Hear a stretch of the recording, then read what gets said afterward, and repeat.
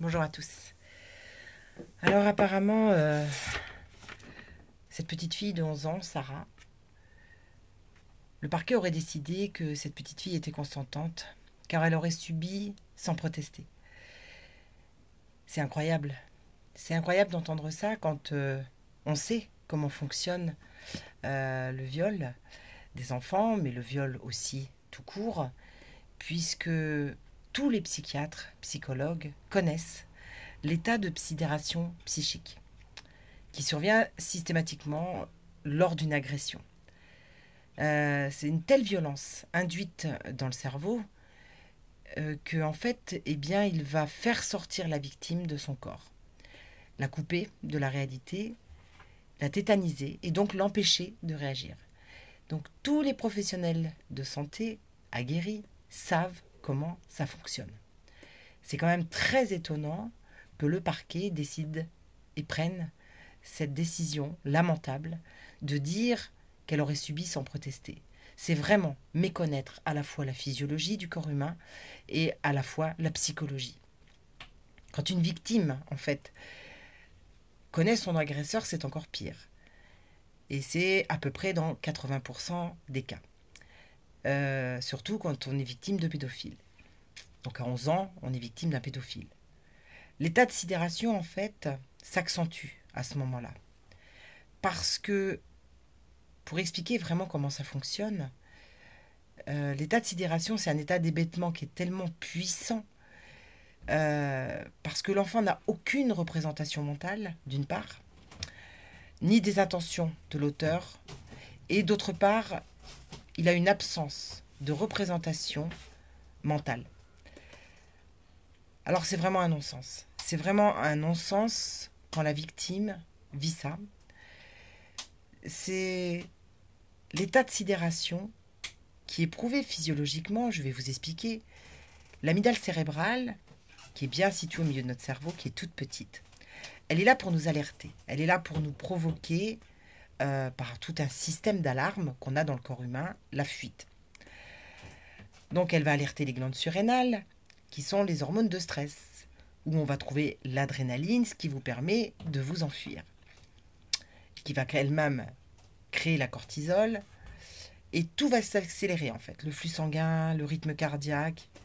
Mais si la victime est en état de sidération, ou si la victime est dans un état ou immobilisée, tout simplement, à ce moment-là, eh bien, il va se passer un état d'incompréhension tel que tout va se mettre à surchauffer, que tous les centres d'alerte vont être dépassés, un peu comme une centrale nucléaire. Et à ce moment-là, la victime devient totalement paralysée.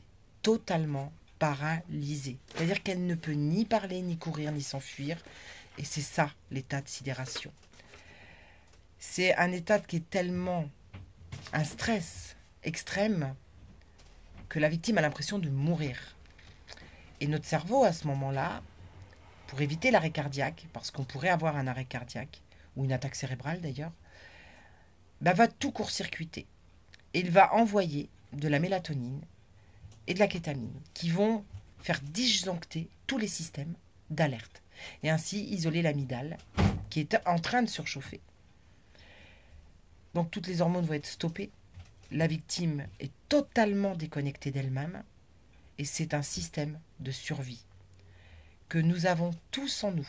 Tous, absolument tous les humains ont ce système de survie.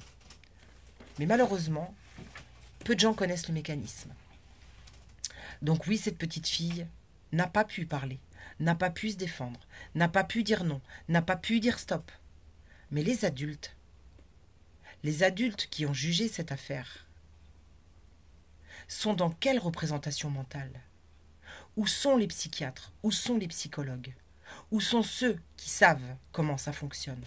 Comment se fait-il qu'on ait réussi à la rendre coupable d'un acte barbare, inhumain qu'elle a subi? Donc voilà, je voulais alerter tous les parents pour expliquer comment ça fonctionne, que la plupart du temps, aucun enfant ne crie, ne se défend. Parfois même les femmes qui sont agressées, et ce ne sont pas des enfants, elles sont adultes, parce qu'elles ont cet état de sidération.